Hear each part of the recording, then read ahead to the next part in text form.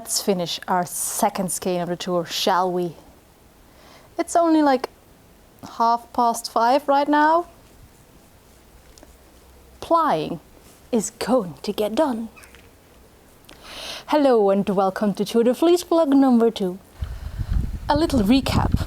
If you're new here or haven't watched the previous vlog, or if you're watching so many Tour de Fleece vlogs from so many interesting, amazing, creative creators that you can't keep up anymore. So what we're currently plying is our second skein already of Tour de Fleece. I am plying 2 singles of a blend of yellow wool. I'm saying yellow wool because, well, there are different sheep breeds in there. There is Flemish sheep, Hampshire down, probably also Suffolk, and also blue tassel in here. Now, from that extensive list of breeds that are in this yarn, I wouldn't necessarily say that one of those is my favorite. I do really enjoy both Hampshire down and blue tassel. Like, you know, Suffolk and Flemish sheep are fine. I love them, but if I were to recommend breeds, I wouldn't necessarily put them at the top of my list. Like, they're fine, they're great, just there's better stuff. Like the Hampshire down and the blue tassel, those are great. And, well, I have a reputation of being Zwartbles hype master extraordinaire, and, well, yeah, that is one of my favorites. It really is, like, the color is unmatched and the crimp is unmatched. It's a weird thing to be the Zwartbles. Oh, what the hell, my ply broke. My singles broke. That's not what we want.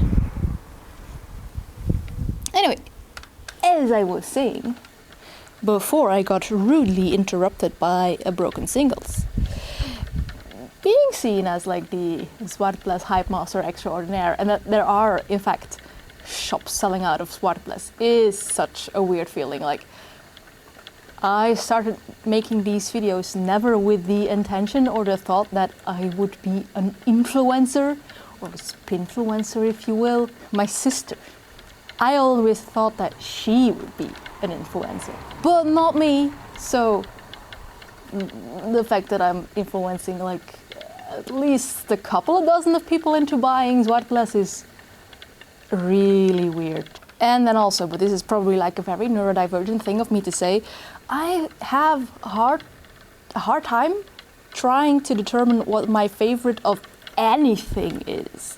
Like, I can't tell you what my favorite breed is because I haven't even tried all of the breeds. It's impossible. Impossible. And I love also so many things for different qualities.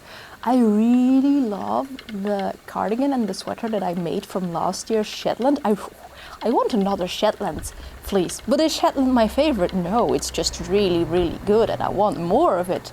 I think I will also really enjoy the Carry Hill that I have as a second big project for this Tour de Fleece. Is Carry Hill now my favorite breed? No, I think not, but I still think I will really, really enjoy it. I have a Polworth braid and I spun half of it. It is so luxurious and soft. Is Polworth my favorite breed? No. I don't know.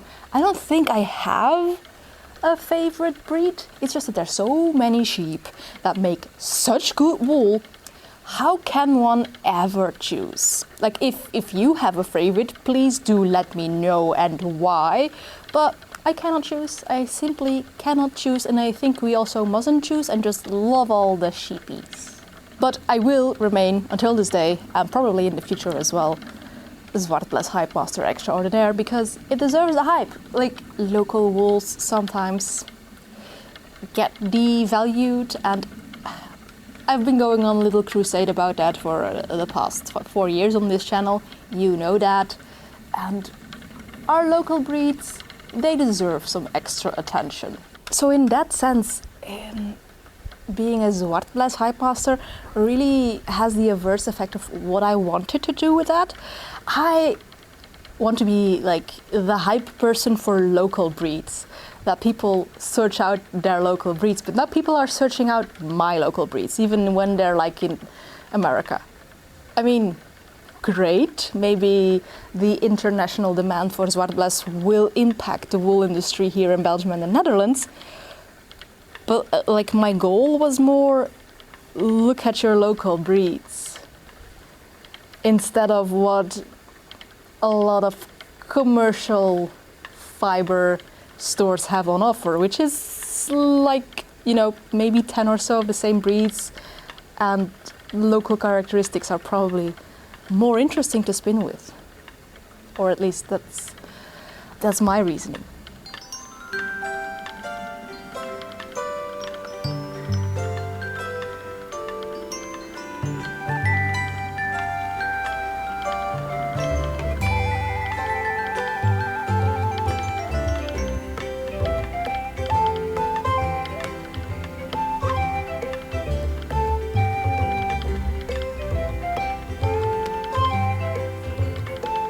I might have underestimated how much fluff I had in that long gradient hump. I thought it was like the least of all, but this is a full bobbin.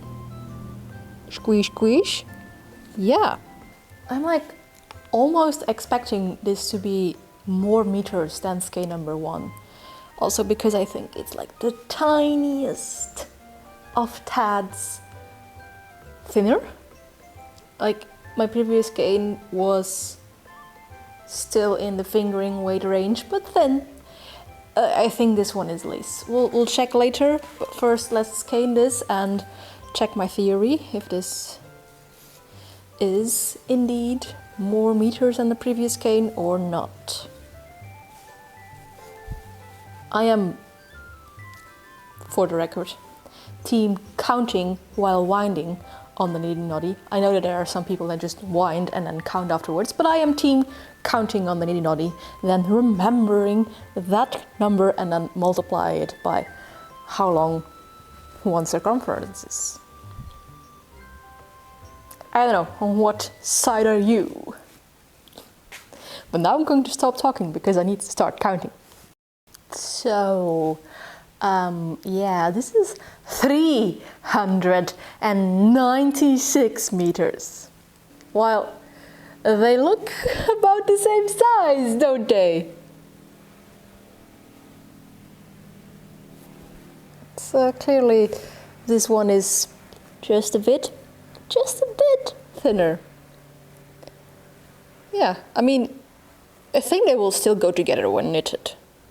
It's not that much of a difference. I don't know, let's get our gauge card to check because I don't know how I got like more than 100 meters more on this skein. Like from a distance they look pretty equal, don't they? Also, the gradient effect of this one makes it just look very shiny, doesn't it? But it's the gradient effect. Very cool. So I've got my little control card over here. So this is the first one that we spun. Let's take a strand. So yeah, maybe this was also already lace, because if I put it on the fingering, there's like quite a bit space still on the card. While here it fills up the line nicely. And now the new one, yeah, that's clearly lace, like there is a little bit space left over here. I'm not, like, what would it look like in fingering? Yeah, that doesn't even fill half of the line of fingering, so clearly we're spinning lace. I would like to aim for my next skeins to be a little bit more like this and not go even thinner than this. But yeah, 290 and 390. This does put me almost at 700 meters. Like 680, I think. Having finished my second skein feels like a good way to end today. I want to show you quickly, this is what is now left over on the neutral bobbin. I don't think it is that much more than it was left over last time. So yeah, there was a lot more yarn in that gradient bump than I anticipated. Well, more potential yarn in the fluff. So what the plan is going to be tomorrow is I'll start spinning either one of these two fun ones and then top the neutral one off with this one, and then like see how I end. Maybe my final skein will be a little bit more chaotic, where some stuff do get plied back on itself because there might not be enough neutral plies to to do what I want to do.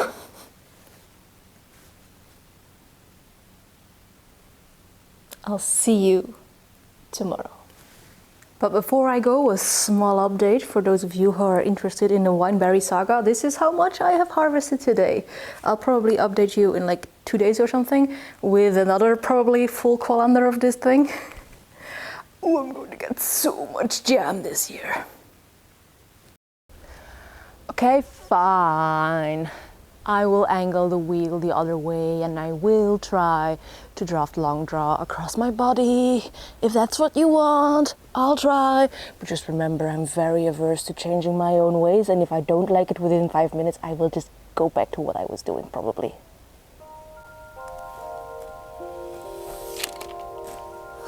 What was that? Tripod? Could you please stay? Thanks.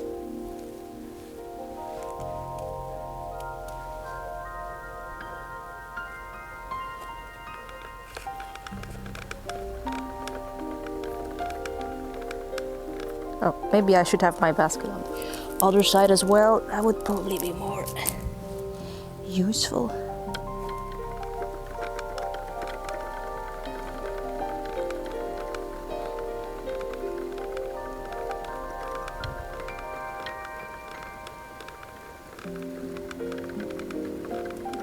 It's harder because I don't know how to angle this so that I'm like right in front of the delta orifice. Yeah, I've got still this tendency to turn my body to the left, and then we get this, which is not what we want.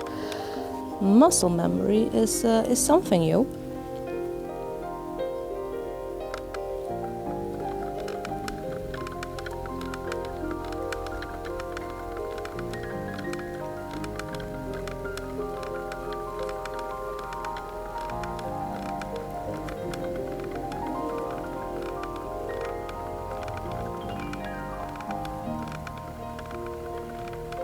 Yeah, I'm way less comfortable than if I were to do this, so I think I'm just going to continue like that. Now I'm like right in front of the orifice. But I've tried. Can't say that I haven't tried. Even more than being adverse to changing my own ways, I'm actually a little bit allergic to technique essentialism, is what I call it. Like, you have to do a thing this way. No, you don't have to do a thing this way. You have to do a thing in the way that feels most comfortable, best for you, and gets you the results that you want. That's the only criterion. So the current spin was a layered blend, which I then pulled into a roving, which I think you can like describe as those rovings you find in commercial shops with the vertical color split instead of like a gradient. And what I think is going to happen is that there is going to be very clear, distinct pieces of color, but they are going to be more random than in the previous two skeins. And I like that, because I am a chaos goblin.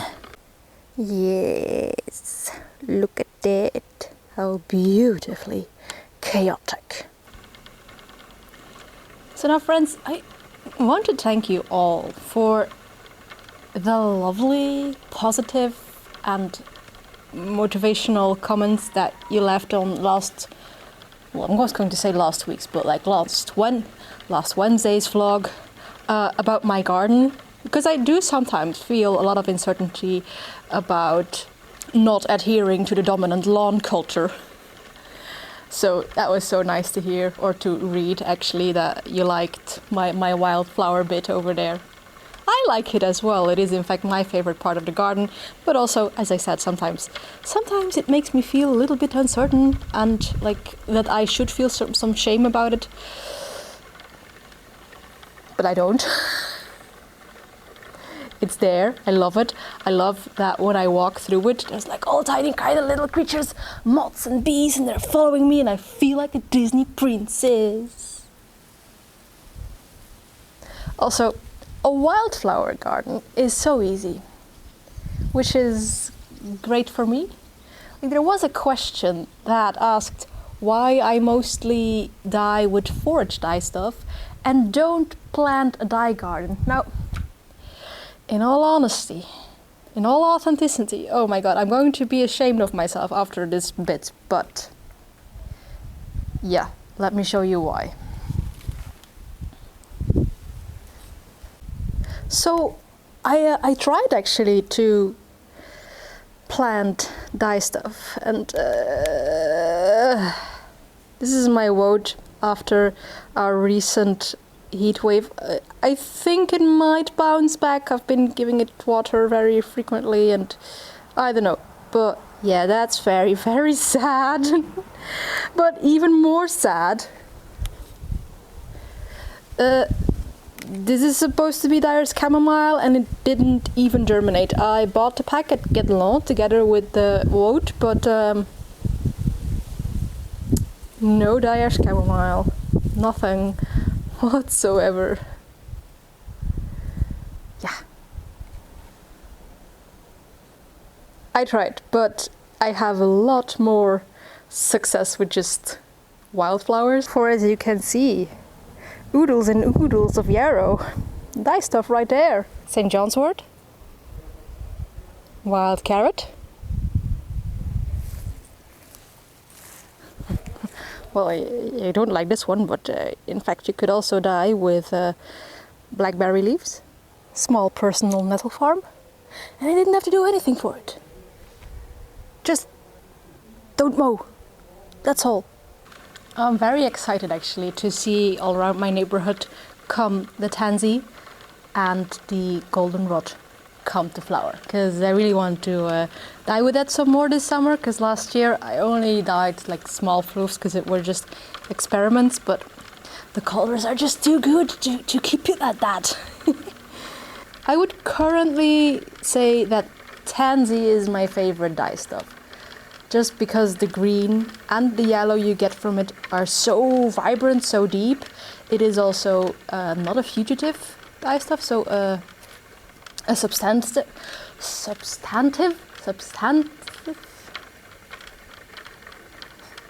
yeah, that dye stuff. And it's just so abundant. And also the Dutch name is just so funny to say, boerenwormkruid. Can roll all my R's with it. Boerenwormkruid. Yes.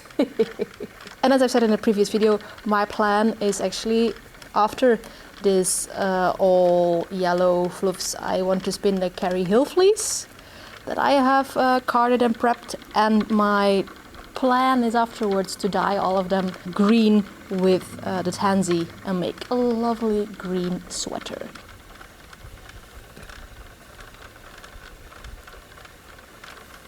Diane, 9:09, Thursday the 9th of July.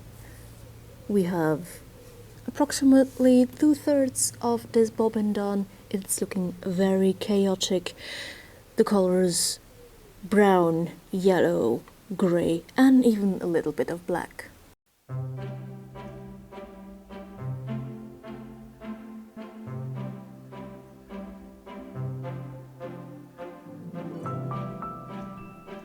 Friday, Friday, gotta get down on Friday. So of course, my very elaborate Friday plans include continuing being the introverted hermit that I am, spin the remainder of this fluff, and then also edit the first part of this video, because tomorrow I won't have time for it. If I'm lucky, there will be some cheering for the Belgian Red Devils, but maybe that'll be like coinciding with the editing. Friday, Friday, gotta get down on Friday.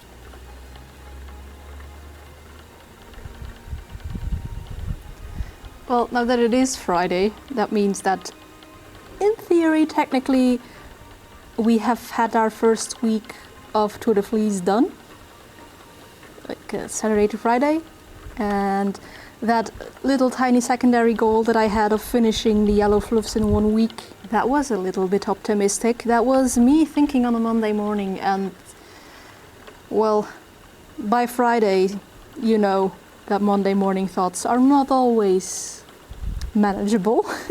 We'll see. I'm not going to rush myself. I'm also not going to give myself an RSI or something. That's not in the plans for this Tour de Fleece. Speaking of RSIs and like preventing them, every year someone asks if I have tips for, you know, exercises on what to do with your wrist and your thumb and stuff to prevent RSIs. I don't have any specific exercises. I don't do any specific exercises. The only things that I am mindful of is A, does my body still feel comfortable? If there is the slightest hint of discomfort, stop what you're doing. Either readjust your position or just break. Very important, take regular breaks, and take regular breaks in which your body is doing something else. You're using other muscles. Like I have been really putting effort in going by bike to work so that my body has something else to do other than spin.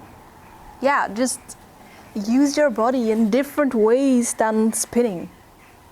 I don't know if that is like sound advice that any physical therapist would give, but that's what I think for my body is what has helped me through 4 Tour de Fleeces without actually having like repeated stress injury. Just listen to your body, I guess. Like, you don't want discomfort while spinning. You want to be entirely comfortable. But yeah, I think like the real person to ask questions about exercises and the ways that you cannot, or ways to avoid repeated stress injuries, are doctors and physical therapists.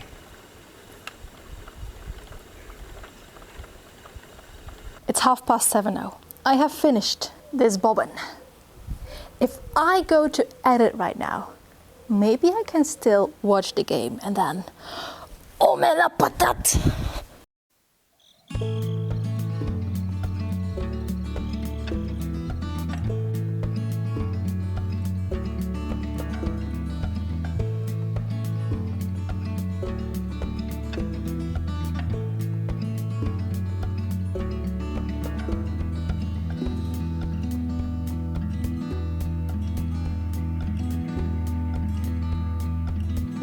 So remember earlier in the video I talked about what is my favorite sheep breed to spin. You all know that merino isn't my favorite, like, for reasons, and I've of course only tried commercial merino, and commercial merino is not my favorite at all. Now add to that it is the football player Merino who just kicked out Belgium out of the World Cup. I'm sorry, merino sheep, but this dude just brought down your reputation with me even further.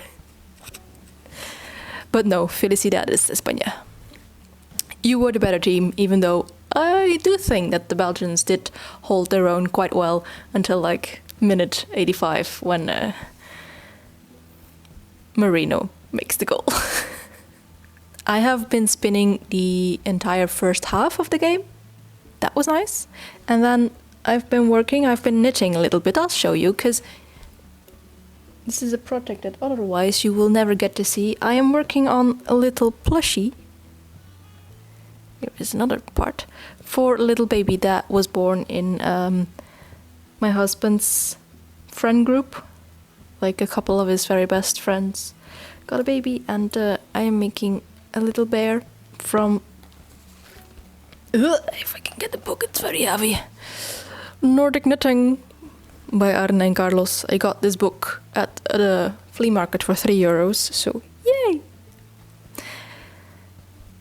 this was the second half.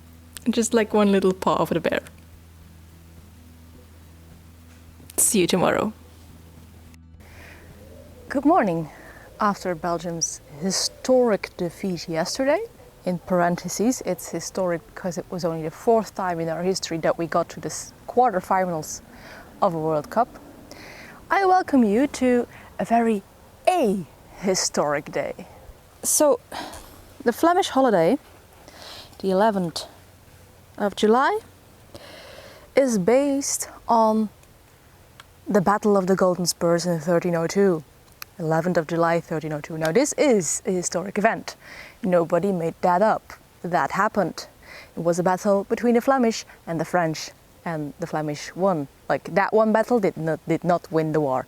It is ahistoric in the sense that right now it is seen as a celebration for the entirety of Flanders, and more specifically for the Flemish language, juxtaposed of course against the French language and then the French-speaking part of this country. But that's not what that was about. The Battle of the Golden Spurs was not a language or an identity question. It was just the county of Flanders battling against France. Like, it was a power struggle. And the county of Flanders is what comprises now West and East Flanders. Where I lived back then was not Flanders. That was, depending on which date you're taking, either the Duchy of Loon or the Prince-Bishopric of Liège. Yeah, there were nobles from here that did fight in the Battle of the Golden Spurs. But, you know, the nobles actually fought for the French side. So this is why I call the Flemish holiday a historic holiday, because over the course of history, and especially in the 19th century with nationalism rising and the language struggles that were a real thing here in Belgium in the 19th and 20th century, yeah, they clouded the memory of the actual Battle of the Golden Spurs. So there you go, a little tidbit, a little factoid of knowledge for you today.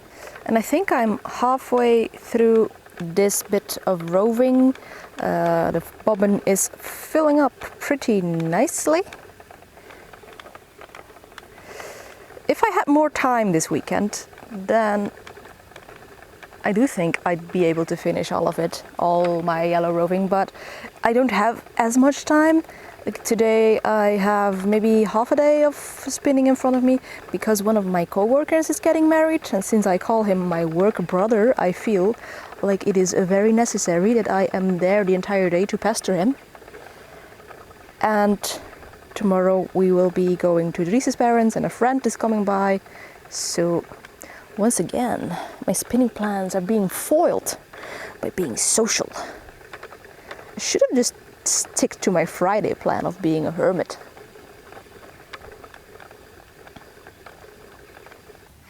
And now for something completely different. Normally on Fridays and Saturdays I have art school, but you know, the school year is over. There is no more school. There is also no more art school.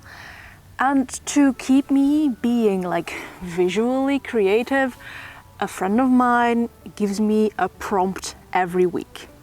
So I try on either Friday or Saturday to make a drawing. In my sketchbook, you have seen this one before, and if you haven't, this is my sketchbook. Nice to meet you. Up until now, we've had The Smell of Static, Gender Condensation, which was a portrait of said friend. A masterpiece because we both really like Motionless in White. So they challenged me to do something with the thumbnail of that song. I'm not really happy with that. I tried to use my alcohol markers after many years again, and I feel like I need to redeem myself, so I'm going to try markers again for this week's prompt, which is "Oh no, lace." So for this week's sketch I brought some crochet lace doilies, and I think I'm just going to make like a still life out of these doilies and then draw that with markers. Let's do that, just a little intermezzo.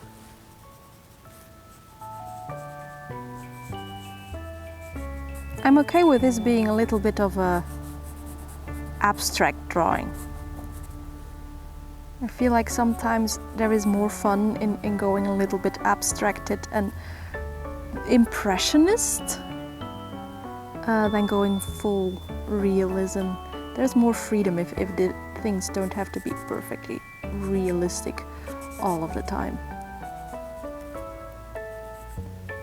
Maybe like just the pattern is also nice to give some detail, but like be mysterious about it.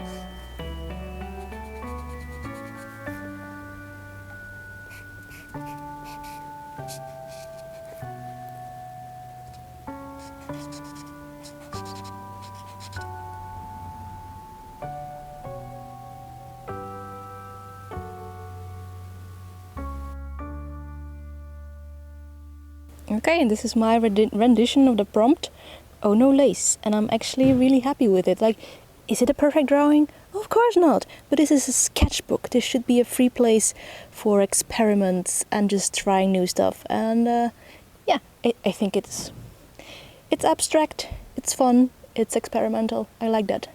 Like I have told you before, that I used to think of my sketchbooks as like portfolios, and that kind of blocked me in my creativity. And this sketchbook, you see, it is full. I have never filled a sketchbook this fast just because I allow it to be free, and I'm having fun with it this year. Yeah, this is like very free. I'll show you some favorites that I have in this sketchbook. Like, I have shown you this before, but I really love what I did with the Smell of Static prompt that I got. It was the first prompt. I used watercolors, and it's really pretty. These are just some ink sketches of a leaf that is in my classroom at art school, but I don't know, the two together, like it's the two leaves, but I made two separate paintings. It feels so good, it feels so dramatic. I like this. Same ink technique, but with like dried flowers. This is the flowers in the vase, and this is the close-up, and I think it goes together well.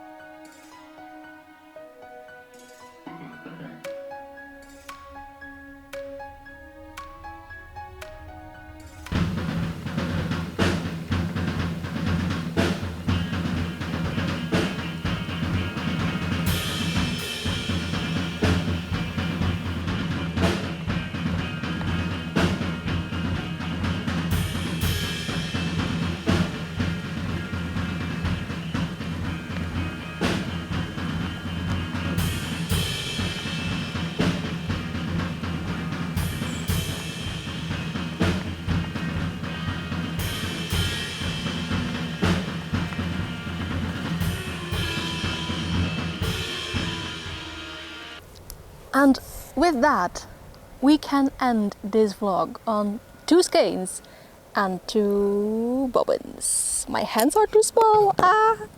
At the exact same point where I was last Tuesday, tomorrow I can start vlog number 3 with plying. Yeah, and then we're going to get into like the interesting part where I only have 1 ball of roving left. So this bobbin of neutral singles is going to have to last long enough to do both, or we're going to have to do a plying gauntlet. Like, it's not going to be a bracelet if this doesn't last long enough to do like at least most of the next skein as well. But yeah, we will see that on Wednesday.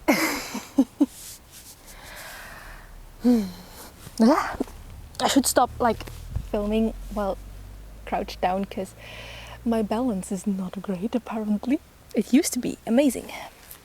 But yeah, I'm going to edit the last bit of this vlog because I was very smart with doing the first bit yesterday. Like, doing everything in 2 hours on Tuesday was the worst decision ever, and I make this decision every year at the beginning of Tour de Fleece, and then I realize it is stupid, and then I change my ways after the second vlog, and I need to write this down somewhere that, Jente, you were stupid in trying to do this on a Tuesday.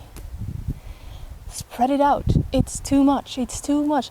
You film so much because Tour de Fleece is such an exciting time and there is so much to say and so much to show. Anyway, next vlog there will be so much to say and so much to show, but before we do that, of course, let's look at what the rest of Team Chaos Goblin has been doing these past couple of days.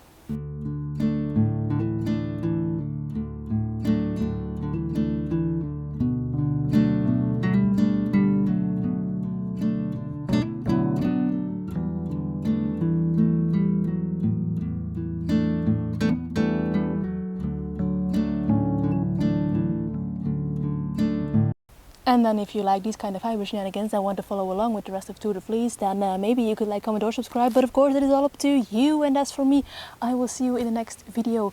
But before we do that, here is the rest of the Tour de Fleece playlist. Bye!